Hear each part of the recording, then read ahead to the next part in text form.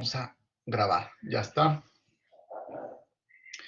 Bien, como el título de la clase habla, lo que vamos a conversar hoy día, darle un alcance, es de toda la patología. Vamos a hacer un resumen de las patologías que vamos a nosotros poder encontrar en la órbita, tales como patologías del mismo párpado.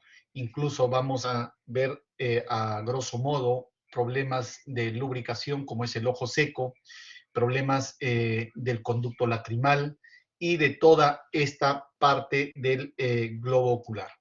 Como ustedes ya les habrán explicado sus profesores, la oftalmología se divide en varias subespecialidades y una de las subespecialidades grandes es órbita y enfermedades oculares externas. Entonces, uno de esa parte es lo que vamos a nosotros a explicarles un poco de la patología que nosotros podemos encontrar en esta zona, ¿no?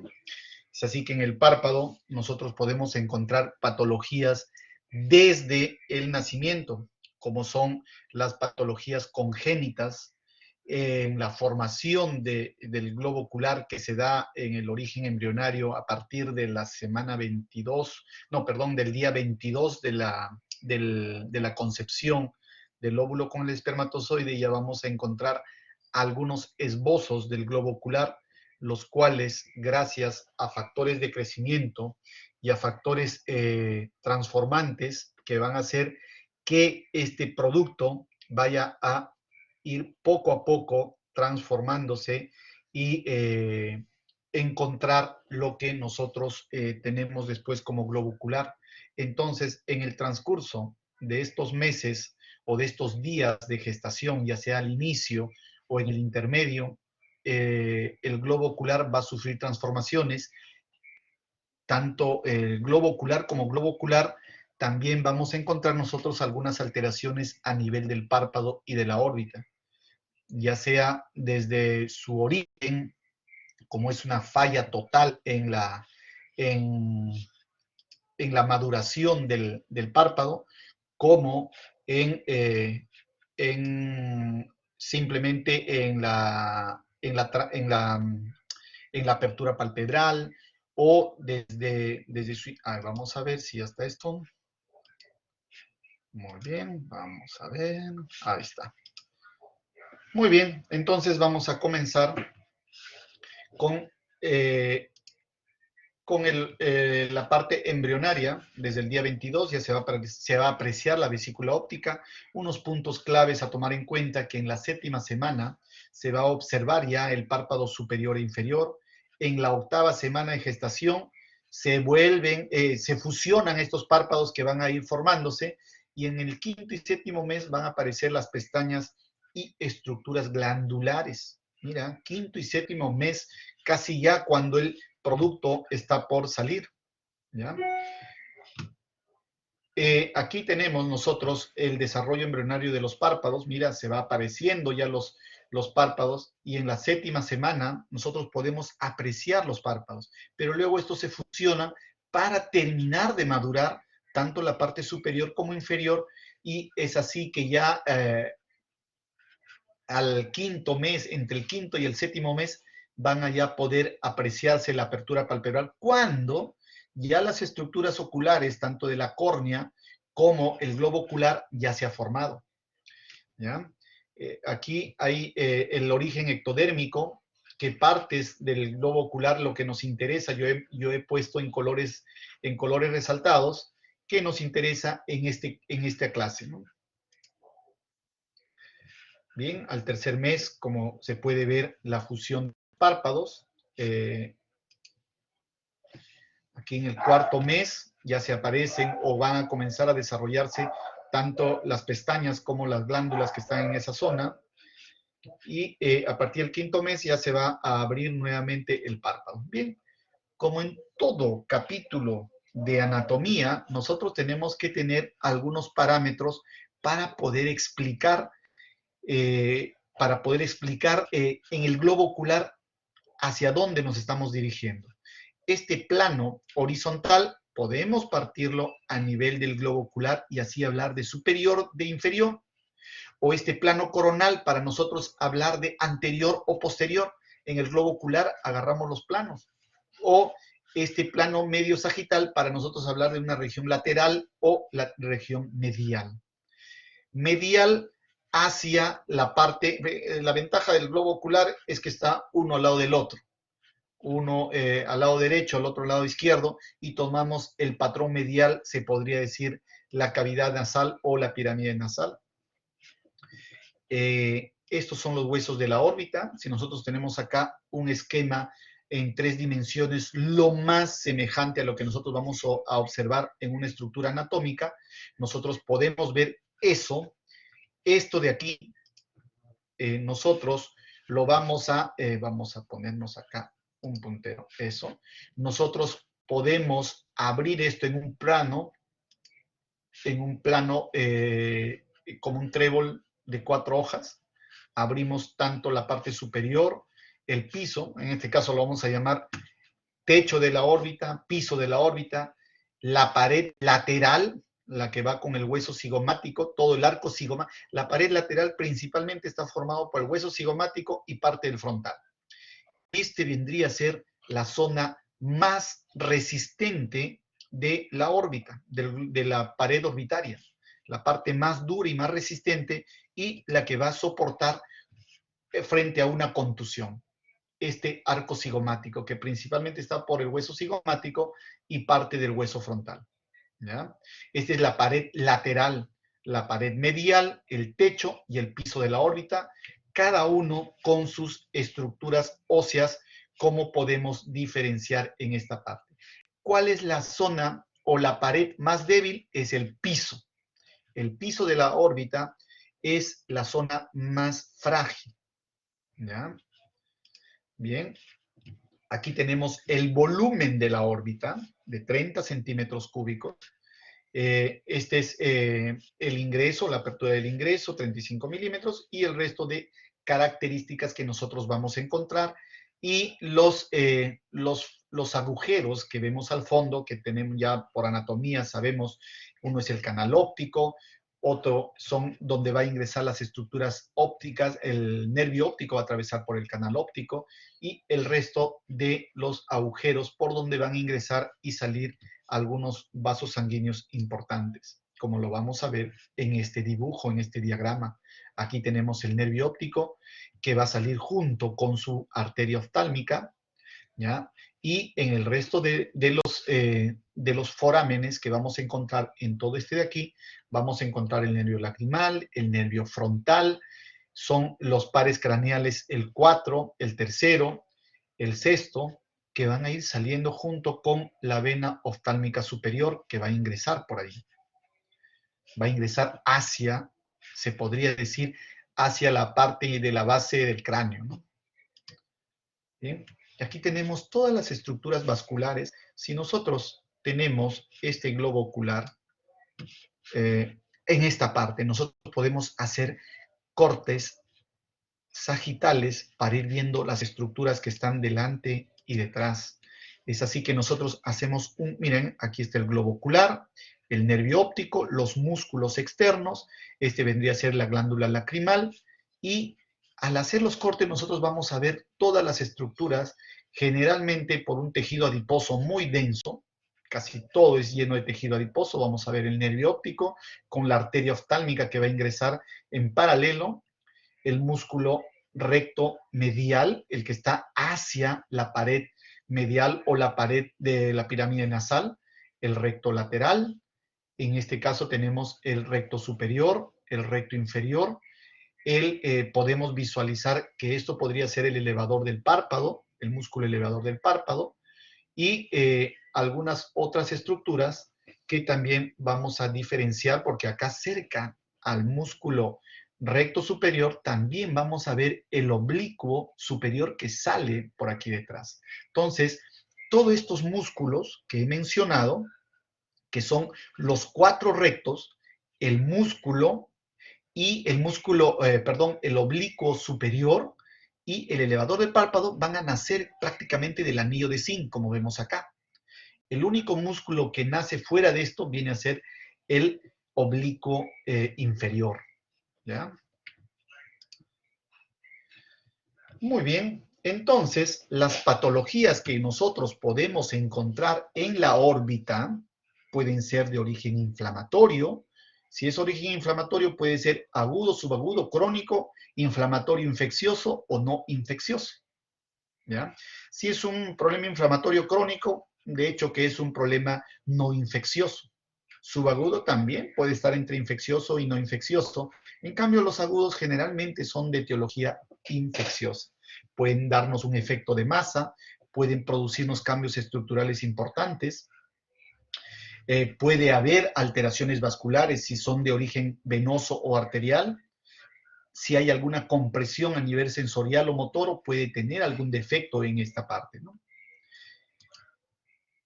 Bien, entonces, como en toda especialidad de oftalmología, ya sea glaucoma, córnea, catarata, etcétera, etcétera, en órbita también hablamos de una historia clínica de órbita, donde vamos a hacer una anamnesis detallada, la anamnesis que cuenta con su filiación, con sus antecedentes personales, antecedentes familiares, los datos importantes que ahora toda historia clínica debe tener, incluso el número de la historia clínica ya por indicación del Ministerio de Salud, tiene que ser el DNI, ya no el número de historia que le ponen en los hospitales. Ahora, desde el año pasado, si no me equivoco, ya la historia clínica tiene que tener un orden de acuerdo al DNI. El DNI es el número de historia clínica. Bien, y encabezado nomás tenemos que tomar las funciones vitales principales como es función respiratoria, temperatura, presión arterial, etcétera, etcétera, las funciones básicas, ¿no? Luego, en oftalmología nosotros tenemos que ver ya en órbita también, en una anamnesis detallada dependiendo de la patología que nosotros encontremos. Si tenemos un niño, preguntar a la mamá desde cuándo tiene esta lesión elevada, etcétera, etcétera. Y si es una persona adulta, desde cuándo el globo ocular está diferente al otro, etcétera. Y hacerle, antes de examinar al paciente, hacerle una agudeza visual. Ojo por ojo. ¿Para qué? Para saber cómo está llegando el paciente a nuestra consulta, qué agudeza visual tiene. ¿Por qué? Porque después de ello nosotros tenemos que ofrecerle al paciente, ya sea una mejoría o no. O si es que nosotros hacemos una agudeza visual y posterior al tratamiento el paciente pierde más agudeza visual, el paciente nos va a reclamar con justa razón. Entonces nosotros, el documento que nos va a servir cómo está llegando es la agudeza visual, detallada en la historia clínica. Luego de eso, ya específicamente hacemos otro examen, podemos tomarle la presión del ojo, examinar las estructuras del globo ocular, etcétera, etcétera, para luego ya pasar a la órbita, hacer una inspección, haciendo, por ejemplo, a esta paciente le hacemos mirar lo más horizontal posible y nosotros podemos ver que un ojo está muy elevado con respecto al otro. En este caso, en el niño podemos ver una elevación, una tumoración en el párpado inferior. Podemos palpar, sí, si está duro este ojo o no está duro. Igual, esta imagen puede ser quística, puede ser una masa, puede tener latido si es que es de origen vascular arterial, ¿no? Y para eso está la auscultación, etcétera. Podemos evaluar, este es un exoftalmómetro para ver qué tan grande está el globo ocular. Y les voy a explicar cómo funciona en otra gráfica. Pero se puede hacer todos estos exámenes que nosotros estamos acostumbrados a hacer en medicina interna, en cardiología, en cualquier especialidad, igual en oftalmología y en la especialidad de oftalmología que estamos viendo. ¿Ya? Después podemos pedir los exámenes auxiliares, podemos pedir una tomografía, podemos pedir una resonancia magnética, ¿ya? Y dependiendo de ello nosotros podemos darnos cuenta qué cosa es. Por ejemplo, vamos a preguntar así a simple vista, vamos a preguntar a Alessandra Carolina Lazo. ¿Está? ¿No está?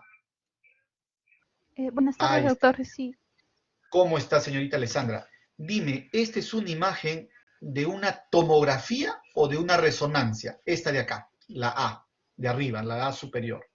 De una resonancia magnética, doctor. De una resonancia magnética. Ángela Nicole López Yupanqui, ¿estás? Sí, doctor. Ahí está. ¿Esta imagen de qué sería? ¿De tomografía o resonancia? De una tomografía. Ya. Betsabe Cristina, vamos a pedir a ver para que alguien, pues, por mayoría, ¿quién gana? Betsabe Cristina Garagate. Sí, doctor, buenas tardes. ¿Esto es resonancia o tomografía? Una resonancia, doctor. Ya van dos de dos. Brenda, ¿esta es resonancia o tomografía? Brenda Melissa Maraví. Una resonancia, doctor. Ajá, ajá. Ya, acá ya hay disyuntiva. ¿Por qué una resonancia, Brenda Melissa Maraví? ¿Y por qué no tomografía, como dijo tu amiga?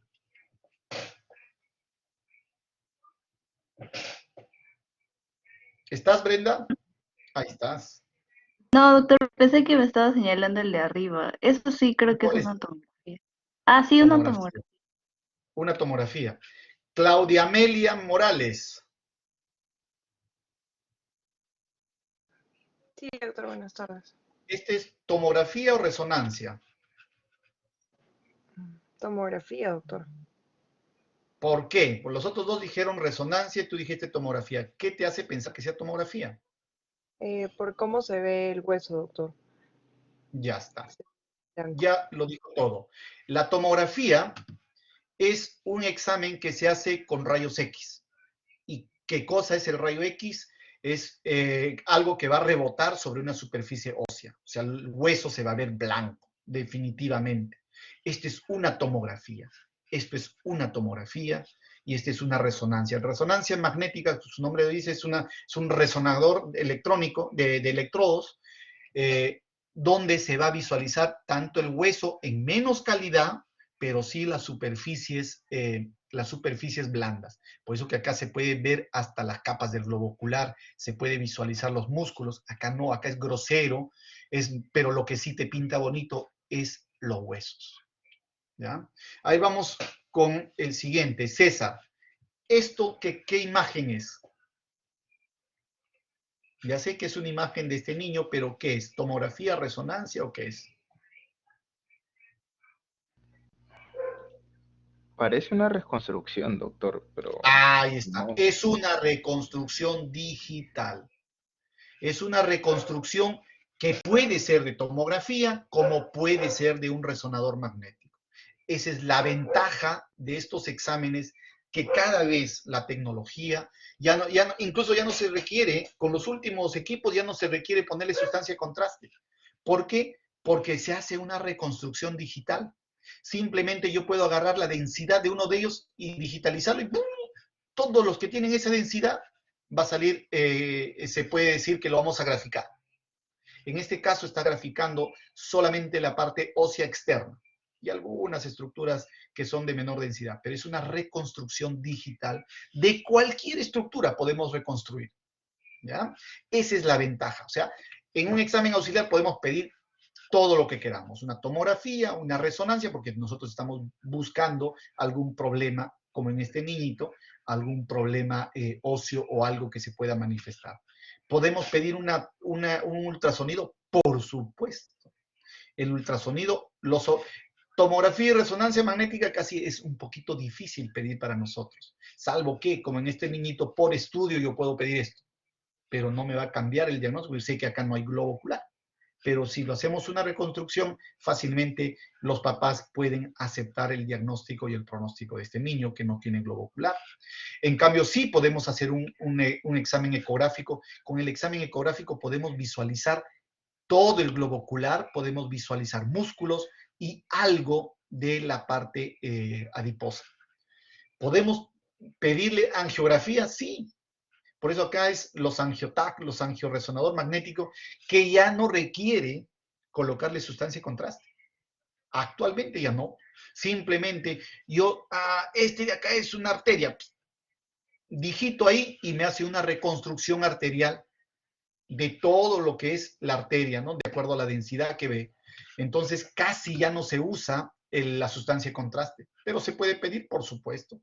Veno y arteriografía, bueno, es una derivación de la anterior. ¿Se puede mandar una muestra si hay una tumoración a patología? Por supuesto. En conclusión, en órbita, ¿se puede hacer de todos los exámenes? Claro que sí. Esas son las diferencias entre tomografía y resonancia magnética. Ahora vamos a hablar un poco de algunas patologías más frecuentes que podemos apreciar. No necesariamente se van a ver. Yo en mi vida de oftalmólogo, de 20 años de oftalmólogo de adultos, esa es la desventaja, nunca he visto una anoftalmia. Pero existe, porque este es un examen de un paciente nacional, ausencia total de los dos globos oculares. Falla en el crecimiento de la vesícula óptica secundaria, bueno, cuando hay algunas alteraciones ya en el desarrollo de esta vesícula óptica, o una degeneración también, pero antes de nacer, ¿no?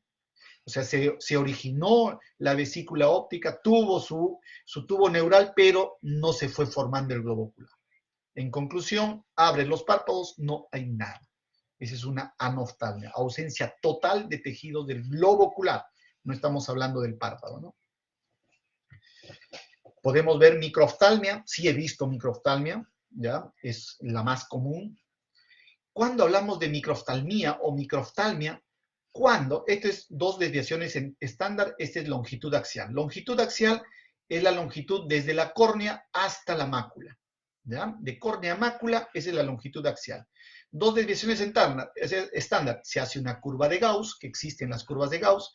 Si nosotros hablamos de ojo pequeño, es que encontramos a un niño, por ejemplo, de esto, le medimos la longitud axial y comparamos con el niño, por ejemplo, de 2 meses de edad, de las curvas de crecimiento del globo ocular de niños de 2 años de edad, de 2 meses de edad, perdón, vemos en su curva, si está por debajo de 2 desviaciones estándar, hablamos de microoftalmia. Si está dentro de 2 desviaciones estándar al medio, no hay problema. No es una microoftalmia. Es un defecto aislado o múltiple. ¿A qué se refiere múltiple? Y eso lo van a encontrar ustedes en pediatría también, cuando les indican si existe una anomalía congénita en un niño, hay que buscar otro. Puede haber. Lo más probable es que encuentres otra anomalía congénita en cualquier parte del cuerpo. Oídos, nariz, ano, boca, cualquier órgano genital del bebé, el vaso, etcétera, etcétera. Algo más se puede encontrar, ¿ya? Después hablamos de cuando hay una falla en las hendiduras craneofaciales o se detiene el crecimiento de ellos, ¿ya? Como vamos a ver acá, los síndromes groseros, como es el síndrome de Goldenard, de Treacher-Collins-Franceschetti, son lesiones que se van a presentar en el transcurso del crecimiento, pero son generalmente por fallas en las suturas craneofaciales, ¿ya? Hay el síndrome congénito de craniosinostosis, es un cierre prematuro de las suturas de cráneo de uno o más. Y en estos casos van a nacer con deformidades en varias partes del cráneo y va a requerir múltiples tratamientos quirúrgicos. Mira, aquí tenemos este diagnóstico de síndrome de Treacher-Collins-Franceschetti con una disostosis mandíbulo-facial. No solamente el glóbulo, la pared orbitaria, sino también en el desarrollo de la órbita. Esta es otra disostosis craneofacial. Estos niños los niños de este síndrome de Treacher-Collins-Franceschetti casi no avanzan mucho. Se ve muy raro a los 5 años de edad. Pero estos niños con el síndrome Cruzón sí es bastante común. Si se les ve cuando uno pasa por pediatría, la parte genética, siempre ves uno que otro niñito saliendo con este síndrome. La carita son características, ¿ya? Entonces sí se puede ver alguna anomalía en el crecimiento orbitario.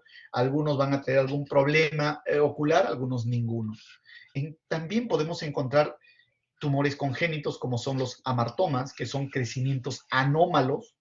Ahí están los hemangiomas infantiles, la neurofibromatosis, ¿ya?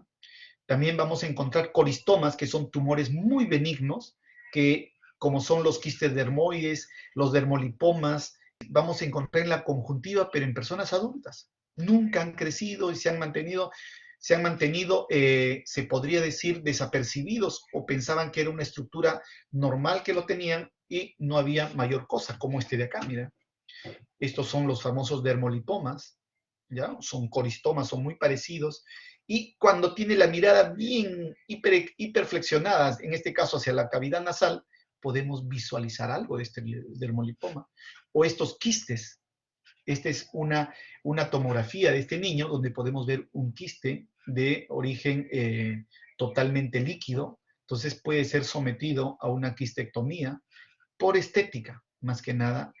Aquí hay que ver bien la sutura del pliegue palpebral, de tal forma hacer un corte lo más estético posible, porque es un niño y vamos a tenerlos toda la vida los niños. Entonces no podemos hacer un corte donde sea, sino hay que seguir las líneas en este caso, del cierre palpebral. Mira, ahí tenemos varias ubicaciones en algunos locus y el fenotipo que nosotros vamos a encontrar. Esto está estudiado, podemos encontrar en cualquier bibliografía. Después, lo que sí nos llama siempre la atención son las patologías infecciosas e inflamatorias. Cómo diferenciar si es infeccioso, si es infeccioso o no infeccioso, ¿no? Si es infeccioso, vamos a encontrar bacterianos, vamos a encontrar micosis, vamos a encontrar parásitos también, formando quistis, como son los cisticercos, los equinococcus también. En los parásitos más comunes tenemos la aspergilosis, la cigomicosis, etcétera, etcétera. Los autoinmunes tenemos la enfermedad ocular tiroidea, que es bastante frecuente en personas adultas, y algunas alteraciones de la inmunoglobulina G4, que son bastante raros. Muchas veces se confunde con enfermedad ocular tiroidea, sino en el examen ya que nosotros vamos diferenciando, en exámenes de laboratorio vamos a encontrar esta alteración en G4. Pueden haber vasculitis también, como la arteritis de células gigantes. La mayoría de estas vasculitis en oftalmología muchas veces nos lo manda ya el reumatólogo para hacer un descarte si encontramos alguna alteración a nivel intraocular o extraocular, igual que las granulomatosis, ¿no? Y acá tenemos algo que es bastante frecuente, que es la inflamación orbitaria no específica. Esto es más conocido como pseudotumor orbitario. Muchas veces nos confunde hasta con celulitis orbitaria. La única ventaja es que este no da fiebre y no da dolor, pero sí la forma es muy característica. Bueno, aquí es un algoritmo. Bien, la celulitis es el diagnóstico que le damos a la patología infecciosa del párpado o de la órbita en sí. ¿Ya? El origen bacteriano es lo más frecuente. Generalmente viene por una sinusitis, una dacrodenitis o una dacrocistitis mal curada, por un trauma o una infección cutánea que pasó desapercibida, o rara vez, cuando el paciente es inmunosuprimido, una diseminación de un foco distante en otro lado, puede ser miembros inferiores, que va a llegar hasta la zona orbital. La celulitis puede ser preseptal o poseptal. La celulitis preseptal es más común denominado como celulitis orbitaria, ¿ya? Pero acá lo estoy separando como celulitis preseptal o poseptal. La celulitis, porque acá lo estamos llamando celulitis orbitaria a la preseptal y a la poseptal, pero ya ahora mencionan de que no hay que llamarles como preseptal, sino celulitis, y esto de acá es celulitis postseptal. La celulitis preseptal es anterior al septum orbitario. El septum orbitario está a nivel del párpado, ¿ya? El párpado separa de lo anterior y posterior. Generalmente no está afectado la visión, tampoco la motilidad ocular. Ojo, no hay dolor al movimiento ocular. Lo que sí contradice con la celulitis postseptal. Acá sí hay dolor al movimiento ocular, hay fiebre, hay disminución de la agudeza visual, hay proptosis que puede llegar a la ceguera, hay absceso e incluso la muerte. ¿Ya? Es por eso que esta celulitis postseptal, post-septum orbitario, hay que actuar rápidamente. ¿Ya? La celulitis orbitaria, causa de celulitis orbitaria por su extensión de estructuras periorbitarias, pueden deberse a una sinusitis, causas exógenas, causas endógenas cuando hay sepsis en pacientes inmunosuprimidos. Y esta la endoftalmitis. La endoftalmitis es una infección del globo ocular, ya sea postquirúrgico o también por una sepsis. Y estas endoftalmitis no tratadas, obviamente al globo ocular nos va a llevar a una ceguera, pero puede diseminarse hacia la órbita y darnos una celulitis orbitaria. Aquí tenemos una gráfica donde vamos a diferenciar muy bien la celulitis orbitaria preceptal, adelante, y la celulitis orbitaria que está dentro de la órbita, o la poseptal u orbitaria. Miren, celulitis puede ser difusa, que va a comprometer toda la órbita, puede ser en forma de absceso, puede ser en un absceso subperióstico, porque acá podemos ver ya los senos paranasales, y entre los senos paranasales y la cavidad orbitaria, en el espacio subperióstico, puede producirse un absceso. Y estos son muy dolorosos. Todo esto son dolorosos. Por vecindad, un absceso orbitario es muy doloroso a los músculos. Y lo más peligroso es cuando hay una trombosis del seno cavernoso. ¿Ya? Trombosis del seno cavernoso, ¿por qué, doctor? Es peligroso, porque acá está el cerebro. Esto de acá, lo que vemos aquí está totalmente magnificado, pero este es el cerebro. Entonces, este está un pasito, ¿no? Por eso, una trombosis del seno cavernoso, ya prácticamente hablamos de una meningitis. Esto ya va muy de la mano con un estado del sensorio muy comprometido y con una urgencia. Todos estos de acá son urgentes, toda la celulitis orbitaria, ¿no? O poseptal son urgentes. La preceptal se puede manejar ambulatoriamente, pero la celulitis orbitaria no.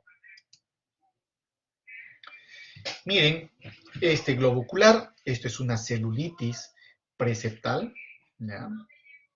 ¿Por qué? Porque nos podemos dar cuenta que la paciente tiene motilidad del globo ocular, está derecho, simplemente levantas el globo ocular y te está viendo, ¿ya? Aquí vamos a hablar ya de las micosis, hemos hablado de las celulitis bacterianas. Dime, Claudia. Doctor, disculpe, clínicamente, ¿cómo diferenciaríamos a un paciente que llega a consulta de ambas celulitis, tanto la preceptal como la poseptal en consulta? Acá está. Preceptal no afecta la visión ni la motilidad ocular. Okay. No hay dolor al movimiento ocular. Porque en la imagen parece como una conjuntivitis. Ya. Ahorita vamos a ver. Y Okay. el otro es con la disminución de la agudeza visual. En esta imagen de acá. Parece una conjuntivitis, pero duele, pues, está hinchadito. La conjuntivitis generalmente puede estar el párpado discretamente inflamado, pero no tan rojo como esto. Esta es una imagen de una paciente, ya sabemos de qué nacionalidad es. La piel es un poquito más oscura y no vemos lo rojo que está esto. Muy diferente ahorita vamos a ver otra imagen donde si este fuera una persona blanca, sí vamos a ver todo esto enrojecido. Si nosotros vemos, aquí hay un edema y un cambio de coloración que nosotros vemos, ¿ya? Aquí hay un edema y coloración. Mira, vemos ectoscópicamente, vemos que esto está más inflamado que este otro, ¿verdad? Si nosotros observamos, siendo acuciosos, vemos que el edema es mayor. En una conjuntivitis no vamos a ver ese edema, ¿verdad? No se va a diferenciar un edema. ¿Podemos ver discreta secreción? Sí, no hay problema. Pero lo que más nos llama la atención es el edema, ¿ya? En una conjuntivitis no va a haber semejante edema. Puede haber una discreta tosis palpebral, pero no tanto como esta, ¿ya? Eso es una de las diferencias. Y cuando nosotros hablamos de ya de infecciones micóticas, lo más frecuente es la mucormicosis, es la más agresiva y común, pero para todos estos, miren, acá hay una palabrita, inmunosuprimidos. ¿Y el inmunosuprimido quiénes son? Puede ser la persona mayor de 70 años, de 65 años, que de por sí una persona de tercera edad ya es inmunosuprimido. Y de pasadita tiene su diabetes, ya es una enfermedad sistémica que les baja las defensas. Puede tener un tumor maligno que no lo está evidenciando porque ya está operado, pero aún así es inmunosuprimido. Todos estos factores de inmunosupresión o estas enfermedades sistémicas pueden ser candidatos, o sea, estos pueden hacer de que este paciente pueda tener una infección micótica. Y el diagnóstico se va a hacer con biopsia. Previamente vamos a hacerle pues varios exámenes y tenemos que preguntar si el paciente es de Lima o viene de provincia, si cómo se ha hecho esta lesión, ha sido por un trauma o de la nada. Si es por un trauma, podemos sospechar, o sea, por una rama, por ejemplo, podemos sospechar de una micosis. En todos, en ambos casos, hay dolor, hay proptosis. Y el diagnóstico va a ser con biopsia para darle un tratamiento efectivo. Al inicio, obviamente, vamos a empezar con tratamiento como si fuera una bacteria. Pero rápidamente nos vamos a dar cuenta que no, porque tenemos que tener también la respuesta terapéutica al segundo o tercer día. Bien, bueno, esto sí es cantadísimo, pues que es un problema mucho más serio. Y si nosotros le hacemos una tomografía, si tenemos así, doctor, pero yo quiero ver si mueve el ojo, no va a poder porque hay un exceso de tejido, que es un tejido inflamatorio que no nos deja abrir el párpado.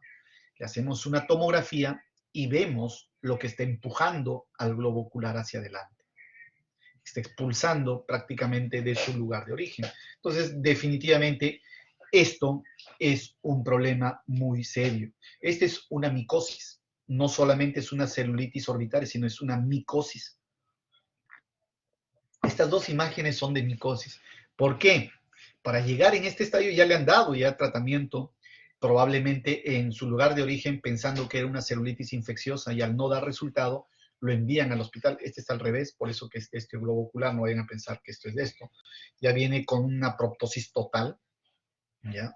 Y se ve pues algo, una masa inflamatoria densa, ¿no? Que se ve, el globo ocular está exteriorizado.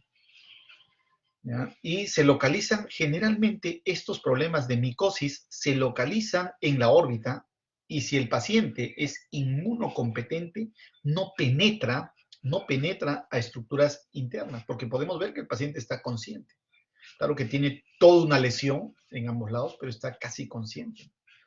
¿Por qué? Por la mirada, y son niños en este caso.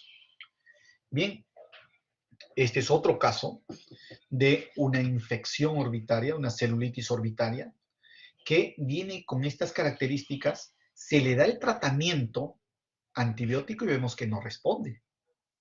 Y al no responder es que se le hace ya una tomografía y vemos que era una micosis densa. No es un paciente de nosotros, es un paciente de afuera, pero vemos una gran lesión micótica intraorbitaria, ¿ya? Así es lo que le preguntaba a su colega, cómo es la celulitis, para no confundirnos, en un paciente blanco, ¿no? Mira, vemos, esta es una celulitis orbitaria, lo vemos enrojecido. El paciente mira hacia la parte superior y el globo ocular prácticamente no tiene motilidad, ¿ya? No es la imagen de este paciente, ¿ya? Pero puede deberse a una lesión intraorbitaria, ¿ya? En este caso que está comprometiendo los músculos extraoculares de tal forma que le impide la motilidad. Estas son las celulitis, las infecciones superiósticas. Mira, y puede haber esto también, que son las famosas fasciitis necrotizante. Las fasciitis necrotizantes son generalmente proporcionados por nuestro amigo el Streptococcus A beta hemolítico. Las lesiones son muy características, ¿ya? Se puede ver así al paciente. El tratamiento primero tiene que ser inmunosuprimidos, diabéticos, alcohólicos, pacientes que estén en UCI mucho tiempo, etc. Primero, estos pacientes se tiene que hacer una limpieza, una cura quirúrgica bajo anestesia o sedación. Si no, no se va a poder controlar la bacteria. Un lavado profuso, después del lavado queda así, y hay que ir cureteando toda la lesión, incluso aquí que se ve un canal, limpiarlo bien. Este ya está echado, ¿no? Esta es la frente. Aquí está de frente y acá está recostado el paciente, por eso se visualiza de esta forma. Aquí está la cavidad nasal. Es el mismo paciente. Estas fotos sí nos podemos dar cuenta que es del paciente. Y en esta foto el paciente está en decúbito dorsal. Esta es la frente, acá está la cavidad nasal y a su cavidad oral. Por eso es que esta forma también hay que limpiarlo y dejarlo como siempre nos mencionan en los médicos de infectología, hay que dejarlo al rojo vivo, ¿no? ¿Para qué? Para que pueda ingresar muy bien incluso el tratamiento antibiótico sistémico que va a recibir. Porque si está así, el antibiótico sistémico va a ingresar solo hasta donde hay sangre y el resto no. Y va a seguir el estreptococo ahí, que cuando dejas de suministrar el antibiótico va a seguir avanzando. A estos pacientes se le hace una cura quirúrgica bajo anestesia porque es dolorosísimo. Se inicia el tratamiento quirúrgico, el tratamiento antibiótico y evitar que se formen costras. Evitar en lo posible por lo menos los primeros 5 o 7 días que se formen costras, porque debajo de la costra este estreptococo es tan agresivo que puede generar esta secreción purulenta. También tenemos las famosas tuberculosis orbitaria, que gracias al VIH se veía bastante. Ahora ya no se ve mucho por el tratamiento Targa, pero todas las tuberculosis orbitaria óseas son secundarias. No son de tuberculosis primaria. Se van a dar en inmunosuprimidos, suele ser unilateral, tratamiento antituberculoso, pero para que penetre al hueso va a demorar muchísimo, ¿ya? Esta es la imagen de una tuberculosis orbitaria ósea. Esta es la imagen de esta niña, miren, severamente comprometido. También se puede observar parasitosis. Doctor, pero parece un tumor, sí, pero por la forma que no está tan enrojecida, porque los parásitos hacen de tal forma su cubierta que la reacción inflamatoria no es tal. Lo que más vemos es una proptosis debido a que está ocupando un volumen. Salvo que este quiste se pueda lesionar, ahí sí se libera gran cantidad de reacción inflamatoria que sí se pone rojo todo el ojo, ¿no? Si vemos que tiene las características de un quiste, hay que hacer una cirugía bajo anestesia y retirar todo el quiste con mucho cuidado, ya que al estar tan grande este quiste, va a lesionar irreversiblemente al globo ocular. ¿Por qué? Aumenta la presión del globo ocular, no ingresa la suficiente irrigación sanguínea al globo ocular y la retina va a ir deteriorándose lentamente en forma irreversible, ¿no? Por falta de aporte sanguíneo a la retina. Bien, ahora tenemos la famosa inflamación no infecciosa, que es la enfermedad ocular tiroidea. A la cabeza, la oftalmopatía de Graves. Puede haber la orbitopatía tiroidea, la orbitopatía asociada a la tiroides, el exoftalmos tirotóxico o la enfermedad inflamatoria. Todo es considerado como enfermedad ocular tiroidea a todos estos problemas. La característica común es, mira, la apertura palpebral con una gran quemosis conjuntiva. La quemosis es un edema de la conjuntiva, con una gran quemosis en ambos ojos. Si el paciente mira en forma hacia el otro lado, podemos ver una proptosis, debido a la retracción palpebral. Hay una retracción palpebral que nos indica que hay proptosis, acá hay una retracción bien marcada. En esta niña también podemos ver una retracción palpebral superior y ver una proptosis. Doctor, ¿que puede darle también a las niñas? Por supuesto que sí, puede darle a las niñas también. Después vamos viendo las características de la enfermedad, de la inflamación, de la enfermedad ocular tiroidea. Es una retracción de los párpados. Puede haber proptosis uni o bilateral. La asimetría a veces nos llama la atención. El 90% pueden ser hipertiroideos, un 6% eutiroideos. Pero esto no quiere decir que toda la vida van a ser eutiroideos. Van a llegar a ser hipertiroideos después, ¿ya? No necesariamente están alterados los niveles de T3 y T4 cuando hay una gran oftalmopatía. Eso hay que visualizarlo bien. Es más frecuente en mujeres, sí, dicen que porque usan mucho tabaco, de lo cual hay una relación, es cierto, pero no es una relación muy directa, ¿no? El tratamiento es urgente, porque muchas veces lo que se está produciendo acá es una alteración a nivel muscular y es irreversible. Así bajemos los niveles de T4, así sea esto por un hipertiroidismo. Para hablar de una enfermedad ocular tiroidea, tiene que tener dos de las siguientes características. Las primeras características. Puede haber una alteración relacionada a un trastorno inmune, como son Graves, Hashimoto, anticuerpos tiroideos circulantes, etc. Una alteración a nivel del TSH, inmunoglobulinas estimulantes de la tiroides, anticuerpos antimicrosomales. Doctor, ¿pero cómo eso lo voy a detectar? Con exámenes de laboratorio. Las siguientes características que podemos tener. Signos oculares típicos. 2 de los 3 signos. 1 es esto, el 2 es cualquiera de ellos, retracción palpebral, proptosis, estrabismo restrictivo cuando es muy avanzado, neuropatía óptica compresiva, al estar muy retraído, al haber mucha proptosis, hay una compresión a nivel muscular, el músculo al globo ocular va a producir una neuropatía óptica, puede haber edema, puede haber quemosis, puede haber lagoftalmos, y estas son las características. Mira, hay una alteración de la motilidad ocular, hay una retracción palpebral, mira, una apertura palpebral bien marcado, hay una neuropatía óptica, es una traducción de esto, esta es una neuropatía óptica, el globo ocular está totalmente, se podría decir, comprimido, la pupila se dilata, hay una midriasis parcial, aquí hay lagoftalmos, esta es una proptosis pues exagerada, no hay que esperar a encontrarlo así al paciente, porque esto es a veces irreversible. En estos casos, ¿qué tenemos que hacer? A veces tratar en lo posible de introducir el globo ocular y hacer una tarsorrafia, que es coser tanto el párpado superior con el inferior y cerrar el globo ocular lo que se pueda, para preservar esto hasta que algo suceda o hagamos una cirugía de músculo para que esto se retraiga. Si no, ese ojo se llega a producir úlceras corneales, se perfora el ojo y chao, globo ocular. Y el tercer signo, miren lo que manifiesta acá, es una evidencia radiográfica. Hay que evidenciar el agrandamiento unio bilateral de los rectos inferior medial o el complejo superior y elevador, ¿ya?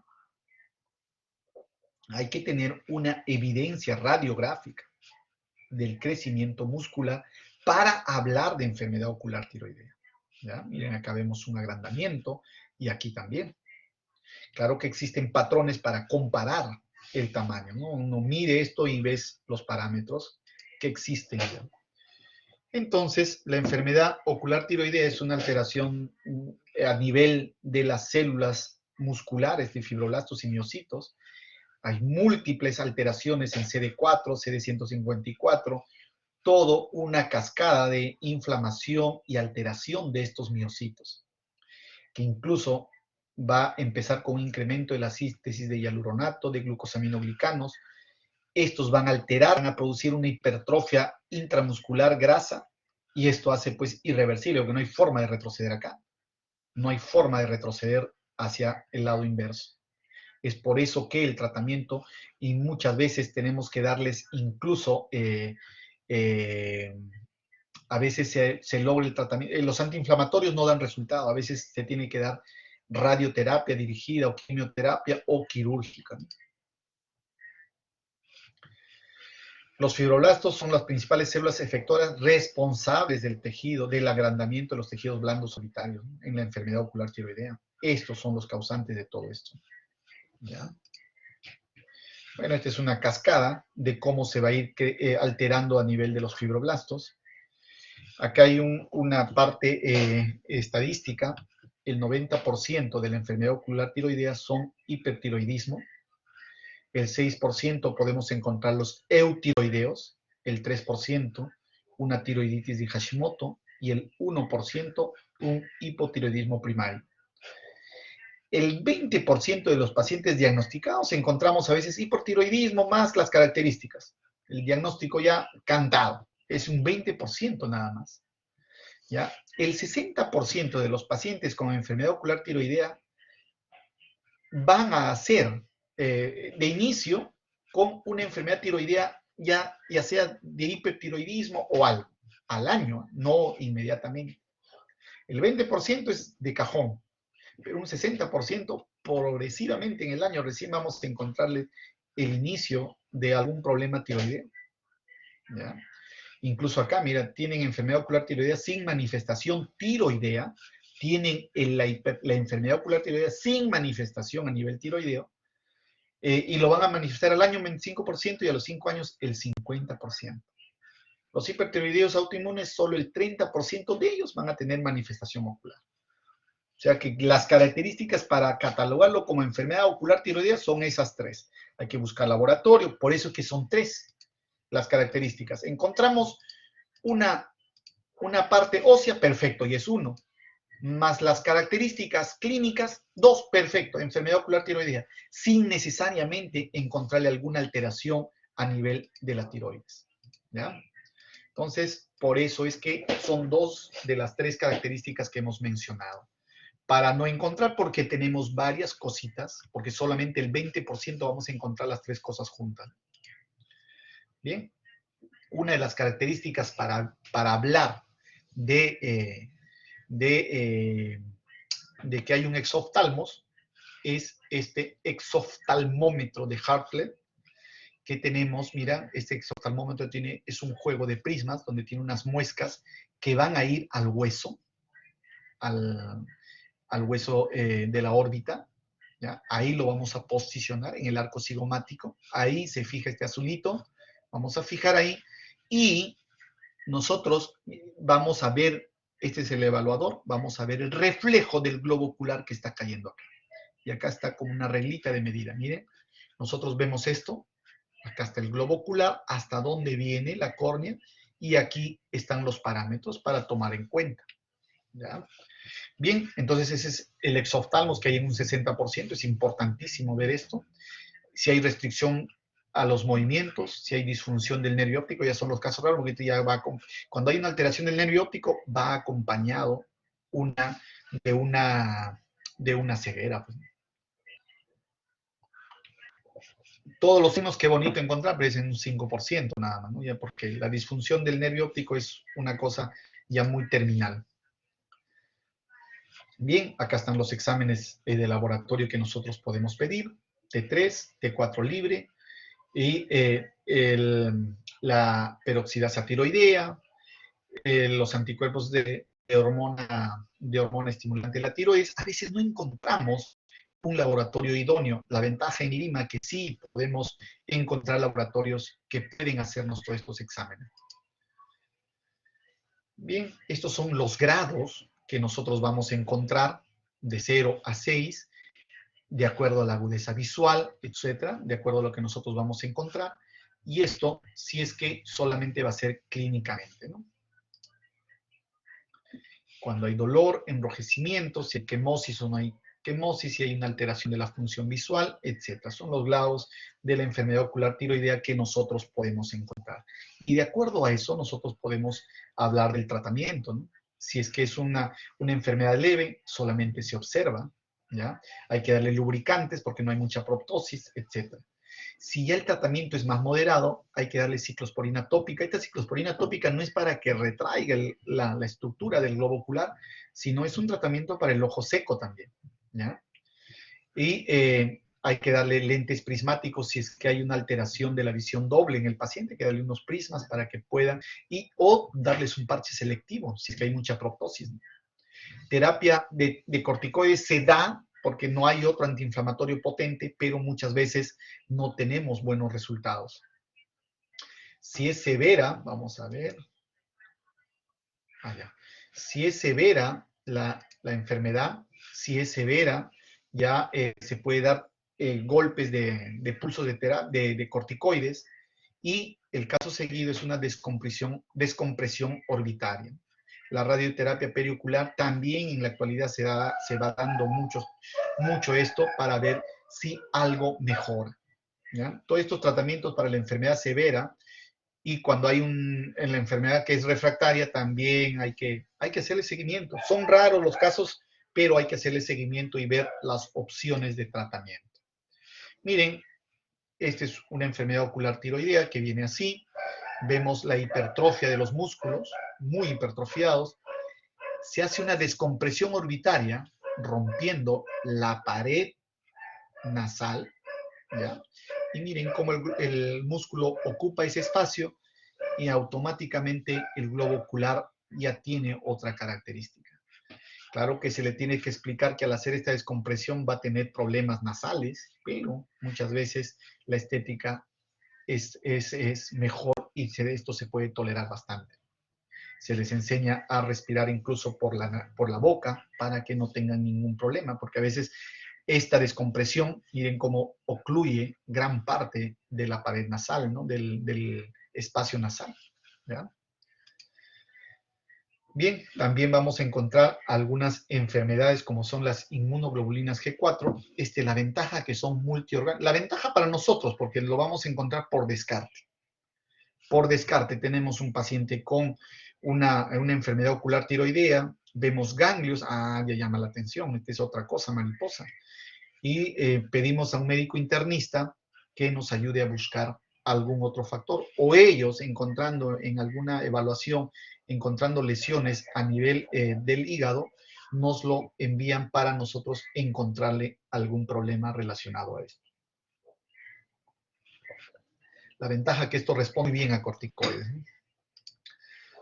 Bien, las vasculitis, sí, estos muchas veces son de descarte, más se va a encontrar a nivel de la retina, ¿ya? A nivel de la retina se va a encontrar muchísimo más fácilmente que a nivel muscular.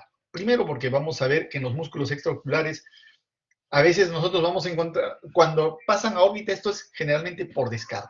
No es de primera línea que nosotros vamos a encontrarle alguna lesión ahí, ¿ya? Ahí tenemos las granulomatosis de Wegener a la cabeza, que también tienen una triada, ¿no? Vasculitis, inflamación granulomatosa y necrosis tisular.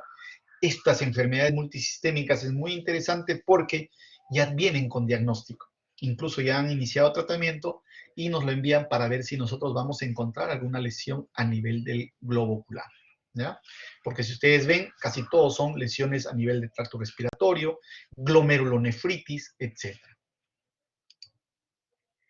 ¿Ya? Acá vemos lesiones a nivel de los riñones. La poliarteritis nodosa, igual, miren, hay lesiones más en miembros inferiores, nos lo envían y en retina podemos encontrar algunas lesiones vasculíticas muy importantes, no causa enfermedades inflamatorias de mayor problema. La sarcoidosis sí. A veces la primera manifestación de la sarcoidosis es una protrusión de las glándulas lacrimales. Miren, es una protrusión. Levantas un poquito el párpado y ves que sale como unos microquistes a nivel de la glándula lacrimal. Se hacen biopsias y vamos a obtener este patrón histiocítico bien marcado, granulomatoso, que nos confirme el diagnóstico. Obviamente, si vemos nosotros al levantar el párpado un incremento del volumen de la glándula lacrimal, vamos a pedir apoyo a medicina interna o a reumatología para que nos ayude a encontrar el diagnóstico adecuado. Bien, el tratamiento ya va a depender de medicina interna. Nosotros en el Hospital Rebagliati no manejamos metotrexate, no manejamos micofenolato, menos la satioprina, porque son tacrolimus, tópico podemos manejar, pero no vía oral. Todos estos medicamentos en cualquier hospital lo manejan en forma sistémica, ¿ya? Esta es la enfermedad inflamatoria no específica o lo que les mencioné, el pseudotumor orbitario. Es una enfermedad benigna que nos va a confundir muchísimo, ¿ya? No causa lesiones sistémicas o locales. Es también llamado pseudotumor inflamatorio orbitario o síndrome orbitario idiopático, ¿ya? Miren, puede ser hasta miositis nos da. Entonces hay que buscar bien las características, que esto sea de origen inespecífico y darles tratamiento, porque la ventaja de esta enfermedad orbitaria sí responde muy bien a los corticoides, ¿ya? Así vienen, ¿no? Casi característico como una enfermedad, pero la ventaja de esto, que sí nos inflama como si fuera una celulitis. Y pedimos una evaluación y encontramos lesiones musculares. Doctor, pero puede ser también una enfermedad ocular tiroidea. Puede ser. Por eso que hay que ver, ya tiene esto, pero no tiene otra característica. No hay mayor proptosis en un inicio y está mucho más enrojecido el párpado. Entonces va más de la mano y va a responder muy bien a los corticoides. El tratamiento de esto es corticoides, radioterapia y inmunosupresión con ciclofosfamida o metotrexate. También nosotros para el tratamiento de esto pedimos mucho apoyo de medicina interna, en este caso a veces de reumatología, por el tratamiento sistémico. El tratamiento sistémico para el oftalmólogo en un hospital grande está casi vetado, ¿no? Casi vetado, ¿ya? Pero hay que ver en cuenta esto, no hay que descartarlo, hay que pedir la tomografía para descartar que haya una... Esto es muy diferente, esto va más de la mano incluso con una infección, porque es muy diferente a una lesión que nosotros podemos encontrar en la enfermedad ocular tiroidea, que no tiene inflamación. A esto me refería, no tiene inflamación. Esta hipertrofia muscular es característica. No hay inflamación alrededor, muy diferente al pseudotumor orbitario, que sí tiene una inflamación característica, como vamos a ver acá. Miren, está casi como si se hubiese encendido, como si fuera infeccioso. Esa es la característica. Y no es infeccioso, ¿por qué? Porque no hace fiebre. ¿Ya? No hace fiebre y no está comprometido su estado sensorial. Entonces ahí iniciamos corticoides, un bolo de corticoides y vemos que responde perfecto. Aplaudimos con las dos manos y estamos felices. Muy bien, entonces el tratamiento de la enfermedad orbitaria inespecífica o el pseudotumor orbitario se da de esa forma. ¿Ya? Entonces, ahora vamos a hablar del sistema secretor y drenaje lagrimal. ¿Ya? La glándula lagrimal es exocrina, está ubicado en el cuadrante superolateral de la órbita, ¿ya? Y está inervado por estos nervios, una parte del oftálmico y del séptimo par también, ¿no? Aparte, en el sistema secretor tenemos, aparte de la glándula lagrimal, las glándulas de Krauss, las glándulas de Wolfram, las glándulas de Mans, de Henle. Tenemos todas estas glándulas fuera de las glándulas de Meibomio, que también son parte de, que van a formar parte de la película lacrimal. ¿Ya? Aquí tenemos la lágrima o la película lacrimal. Estas células vienen a ser las células del epitelio corneal, que son ciliados. Un ratito, voy a cerrar una puerta. Bien, aquí tenemos el epitelio corneal que tiene cilios. Sobre esos cilios va a estar la capa mucinosa, la capa proteica de la lágrima, de la película lagrimal. Luego viene la capa mucosa, la capa acuosa, y al final, para evitar que se evapore, viene la capa lipídica. Entonces, aquí tenemos la capa acuosa, está dada por la capa de Krauss, de Wolfram, y la capa, por la glándula lacrimal principal también. La secreción acuosa va a ser basal y refleja, es el de mayor del 70% hasta el 80% de la película lacrimal. La capa mucinosa está dada solo producida por la capa caliciforme que está en la conjuntiva, y la capa lipídica por las glándulas de Meibomio que están en los párpados. ¿Ya? Esta capa lipídica es importante para evitar la evaporación de la película lacrimal. Bien. Y el sistema de drenaje está dado de la siguiente forma. Tenemos los puntos lacrimales superiores, los puntos lacrimales inferiores, tenemos los canalículos superior e inferior, tenemos el canalículo común. Justo entre el canalículo común se encuentra la de Rosenmüller, para evitar que la lágrima que ingresó al conducto canalicular común regrese. ¿Ya? Tenemos una glándula acá, una válvula, mejor dicho, de Rosenmüller. Entonces, toda la lágrima va a pasar hacia el saco lacrimal. Luego, existe a nivel inferior, existe en el conducto lacrimonasal que va a llegar al meato medio de la cavidad nasal. Tenemos la válvula de Hasner, para evitar que regrese la lágrima o que regrese también tejido mucoso de la cavidad nasal. Entonces tenemos dos válvulas muy importantes, ¿ya? La válvula de Rosenmüller y la válvula de Hasner, que con el parpadeo, al cerrar el párpado, se abre esto para pasar, porque está exprimiéndose, y se cierra esto para que se acumule acá. Luego, al abrir el párpado, esto se va a cerrar para evitar que regrese. Y esto se va a abrir para que pase. Bien, esto funciona de esa forma. El desarrollo se va a dar el sistema secretor, que es la glándula lagrimal principal que hablaríamos, está de origen ectodérmico, y van a comenzar pasado las 6 semanas, van a funcionan muy bien, pasado las 6 semanas de nacimiento. La secreción y el drenaje, miren, es de origen ectodérmico también, a la 5ª semana surco nasolacrimal, la canalización se va a completar al nacer. Se van a permeabilizar los primeros meses de vida. Perdón, doctor. O sea, primero va a desarrollar el sistema secretor, sí. Por eso que nosotros vamos a ver niños que lagrimean mucho antes del primer año de vida. ¿Por qué? Porque ya está funcionando bien el sistema secretor, más no así el drenaje. Entonces va a haber mucho lagrimeo. Pues es normal. Incluso se le dice a los papás, se les enseña a hacer un masaje a nivel del ángulo de la carúncula, ¿ya? A nivel del ángulo que forma la pared nasal con el globo ocular. Se le enseña a hacer unos masajes, ¿ya? Entonces acá tenemos la fisiología del drenaje lagrimal. Hay una evaporación del 10%, se da en los jóvenes, y en los adultos se da un 20%.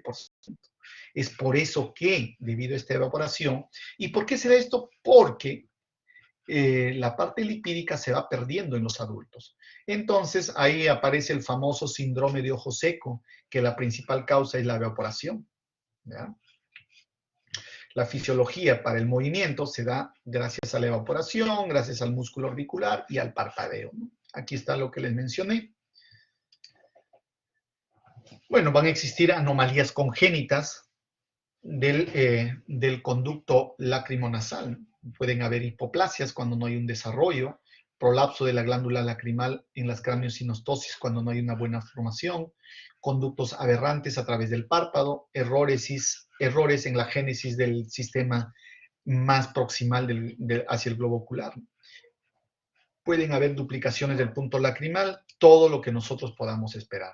Las duplicaciones en el punto lacrimal, miren acá tenemos 1, acá tenemos 2, se dan en los adultos, o estas perforaciones externas que también podemos encontrar, que siempre dicen, no, de la nada se lagrimea, ¿no? Esta es la cavidad nasal, pero tenemos otro punto por esta zona. Y a veces se detecta ya en los adultos, en los niños pasa desapercibido. El dacriocistocele se va a presentar al nacer, ¿ya? En el saco lacrimal, es una causa de obstrucción, debido a una obstrucción, se va a presentar al nacer y se va a desarrollar las primeras 4 semanas de desarrollo, ¿no? Si es que es desde nacimiento, va a ser estéril la estructura que está dentro, el contenido interno. Si no se resuelve espontáneamente, con masajes, vamos a tener que hacer un sondaje. Y si no, vamos a verlo primero tomográficamente con resonancia para ver dónde está la inflamación. Estos son los famosos dacriocistoceles. A los niñitos recién nacidos se les puede apreciar primero algo que está elevado, ¿ya? Entonces nosotros le hacemos un sondaje, si es que no se...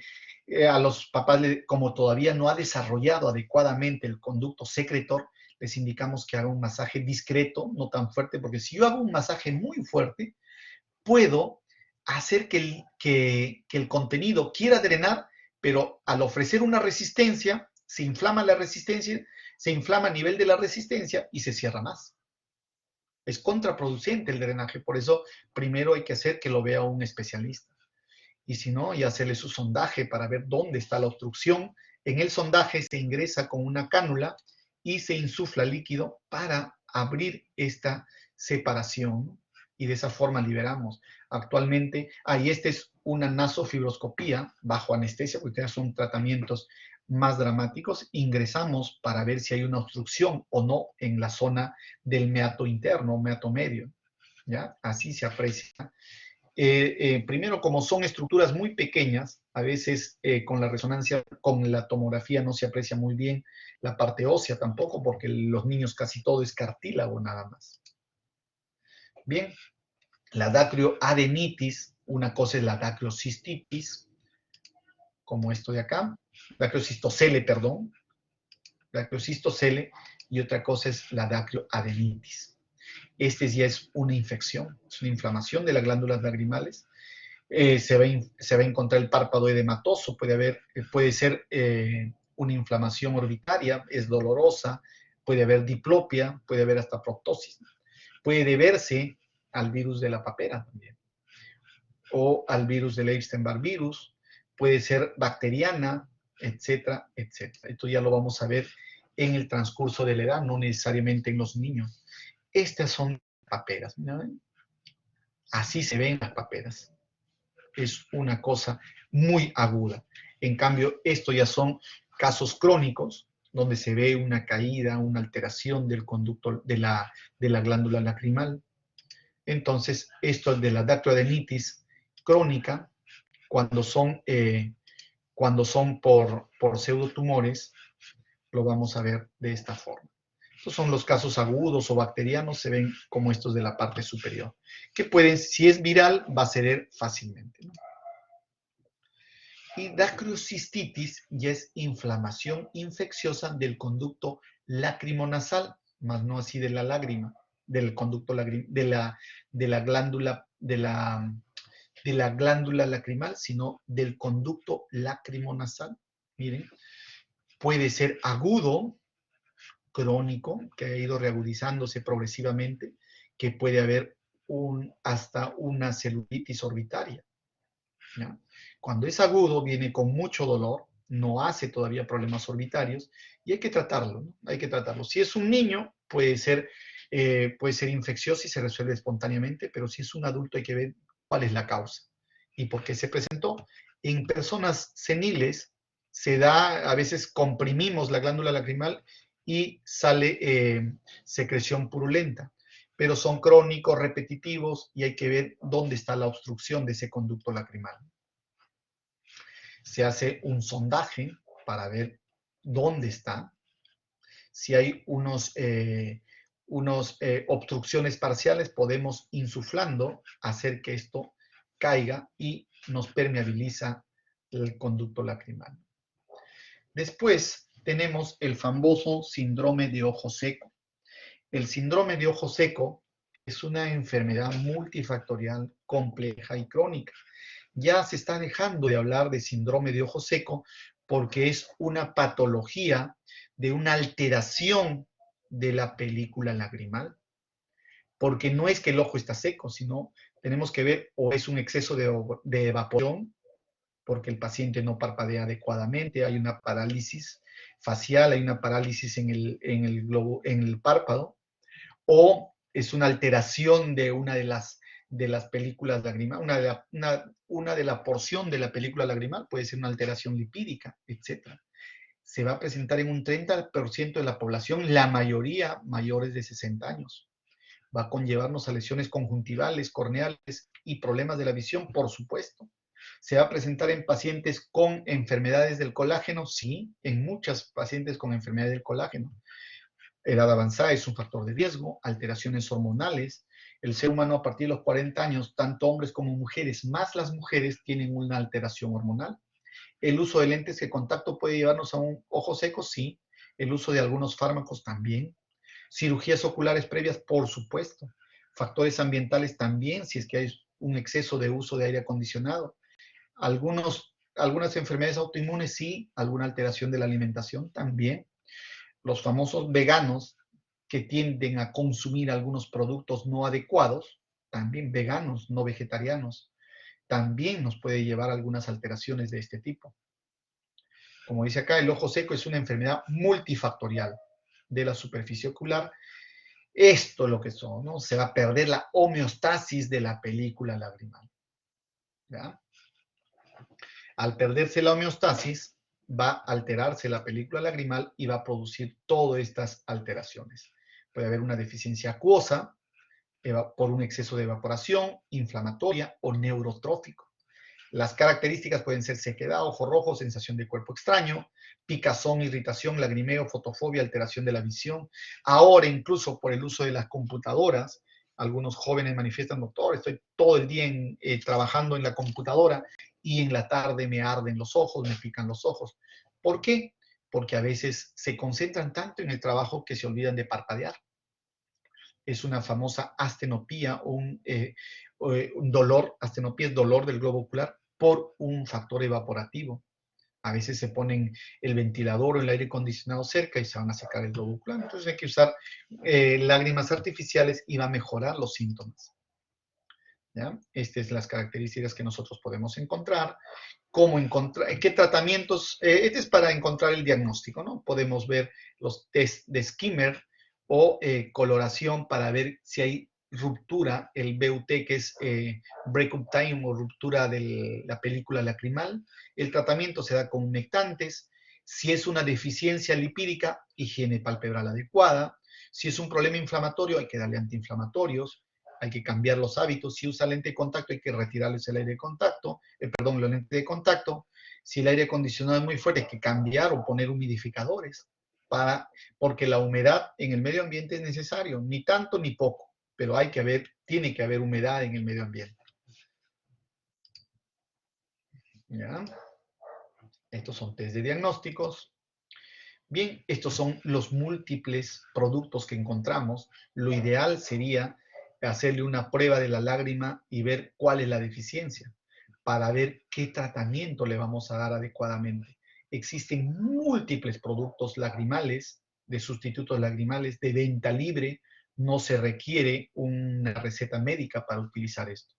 Y hay que ir encontrando cuál es el factor. Claro que si con un producto lacrimal, entre comillas, simple, acuoso, no se soluciona el problema, hay que acudir al médico para, por lo menos, evaluar el médico y ver si es una deficiencia mucosa, si es una deficiencia lipídica, y de acuerdo a eso darle un tratamiento más adecuado. Si el paciente tiene un ojo seco muy severo de larga data, podemos, uno de los tratamientos, ser quirúrgicos. Ponemos unos tapones de silicona en los puntos lacrimales y así permanecer más tiempo la poca lágrima que tiene o el sustituto lacrimal en el globo ocular. Esto se usa generalmente en pacientes por un exceso de evaporación, como en el caso de los pacientes de algunas colagenopatías como la artritis reumatoidea, que por un factor como el síndrome, las enfermedades de ojo seco por artritis reumatoidea, que son muy severas, a esos hay que ponerles un tapón, ¿ya? Y esos van muy bien con los tapones. Bien, ahora pasamos a la patología palpebral. Mira, nosotros quitamos la piel del párpado, quitamos el poco tejido graso que hay y vamos a encontrar el músculo orbicular. Vamos a encontrar, quitando el músculo orbicular, vamos a encontrar todo el tarso, lo blanco, y su músculo que es el elevador del párpado, que es el causante de ¿qué? De la ptosis palpebral. Y examinando también vamos a encontrar los cilios, los orificios de la glándula de meibomio y los puntos lacrimales. Las patologías, y hay que tener estas características de los párpados. La apertura palpebral, podemos encontrar lesiones como las blefarofimosis, los epicantos, que ahorita vamos a ver en qué consisten. Hay anomalías congénitas como el ectropion. Esto sí tiene que ser quirúrgico porque caso contrario, esta conjuntiva se va a queratinizar, se va a llenar de epitelio y cuando regresemos a su sitio le va a raspar la córnea. Esto tiene que ser un tratamiento urgente. En cambio, estos ectropion puede esperar todavía, pero este sí tiene que ser quirúrgico rápidamente.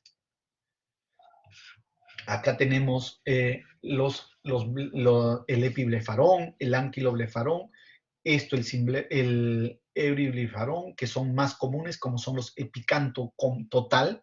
El epicanto es este pliegue que va como una carpa en el ángulo interno, ¿ya?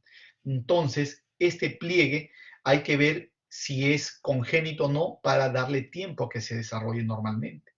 Todas estas anomalías congénitas que vemos acá, como esto de acá, el anquiblefarón, el epiblefarón, porque vemos una porción del párpado está metido hacia adentro, hay que ver si hay lesiones en la córnea o no y puede revertir espontáneamente, ¿ya? Esto es el famoso anquiblefarón, miren, cómo las pestañas van hacia adentro. Vemos si no hay mayor lesión, viendo el desarrollo y la maduración de esta estructura, va a revertir esto sin ningún problema. ¿Ya? Aquí vemos la distriquiasis, hay una segunda hilera de pestañas. El tratamiento de esto generalmente, si es que hay lesión en la córnea, porque a veces no hay lesiones en la córnea, puede hacerse con láser, rayo láser en la salida de estos, y se va a eliminar la salida de esta segunda hilera de pestañas. Hay entropion, que es el párpado hacia adentro, también va a ser quirúrgico si es que no se resuelve espontáneamente.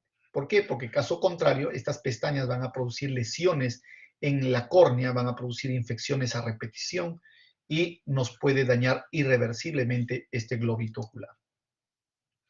Este es el telecanto, que ahorita lo vamos a ver mejor en estos diagramas. Mira, este es el epicanto. ¿Ya? Esa cortina que viene tanto de la parte superior como la parte inferior, aquí vemos.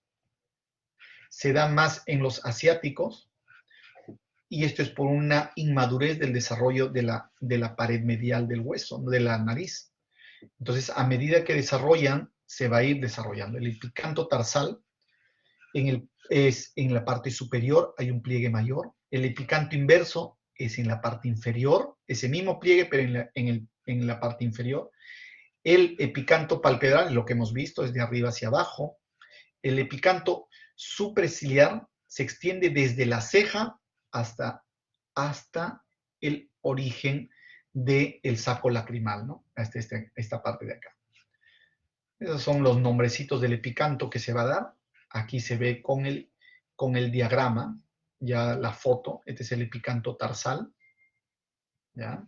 Este es el epicanto palpebral, que es completo. Y el epicanto inverso, que viene de la parte inferior. Estas son otras anomalías, como el euriblefarón. Miren, esta lesión que vemos es el antimongoloide. Es quirúrgico, no se va a resolver espontáneamente.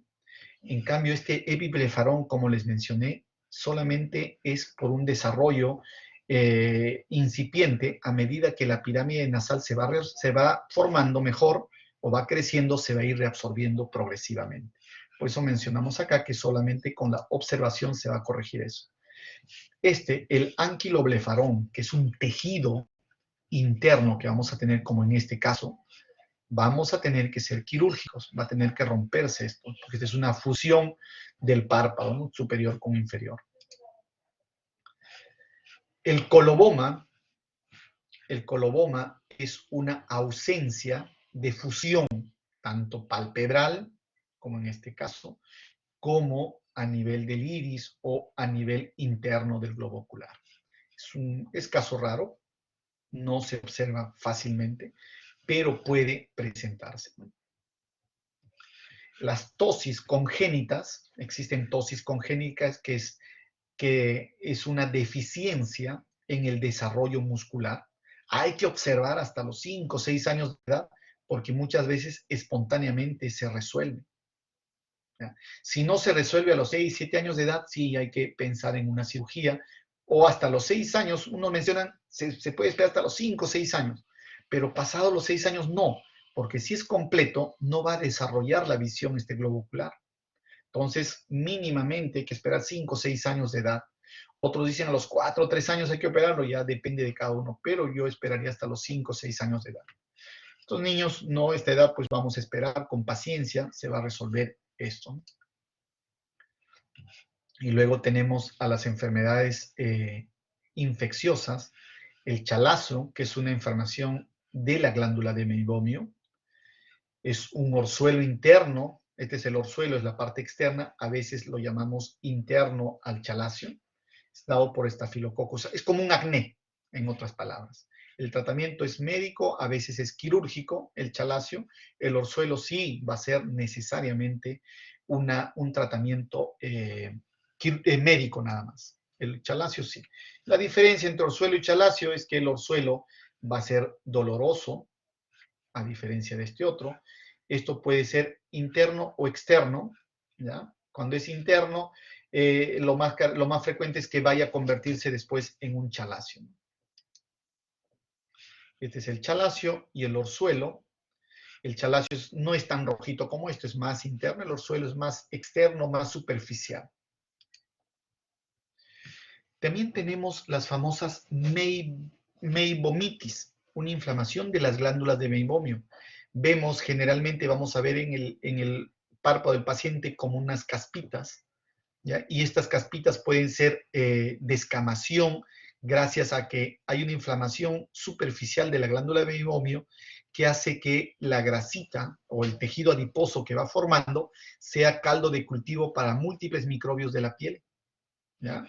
Que pueden ir avanzando y producir estas lesiones cuando la blefaritis es marcada. Las meibomitis pueden llevar a una blefaritis, sensación de cuerpo. El tratamiento, doctor, de esto es simplemente lavado, higiene. Existen productos para las pestañas, como son, actualmente en el Perú existe el Sprainer en solución, que es un champú especial para las pestañas. Con lavados diarios vamos a evitar que llegue a este problema. No hay necesidad de utilizar un antibiótico sistémico para esto, ¿no? Acá es la higiene. Doctor, yo no tengo plata para comprarme un sprainer. ¿Qué hago? Agarras champú de bebé en un hisopo y te vas limpiando los párpados, ¿no?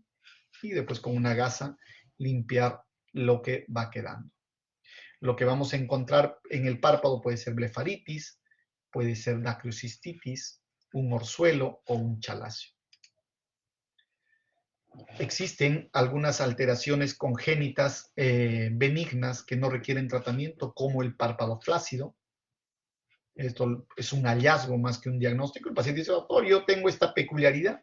Se extiende el párpado y podemos ver que el párpado es muy flácido, como en estos casos, ¿ya? El tratamiento, ninguno, porque no hay mayor lesión.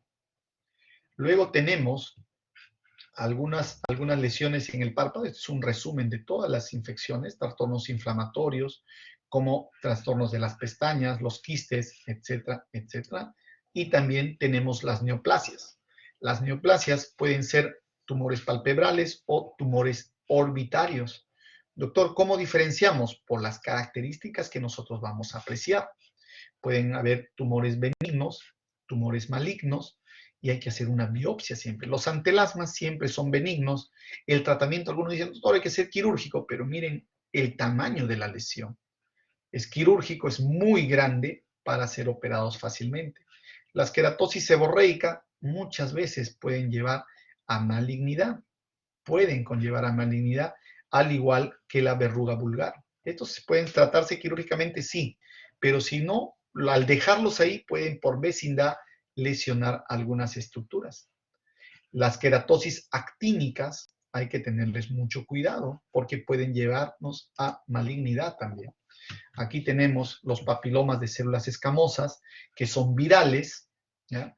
Los papilomas de células basales, estos pueden malignizarse, sí. Podemos encontrar hemangiomas capilares como tumores benignos.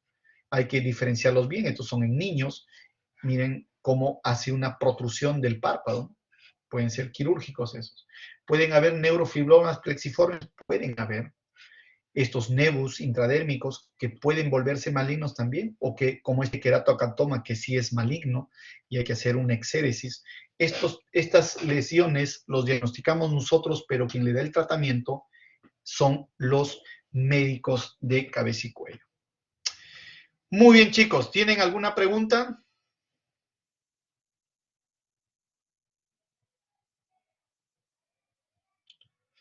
Muy bien.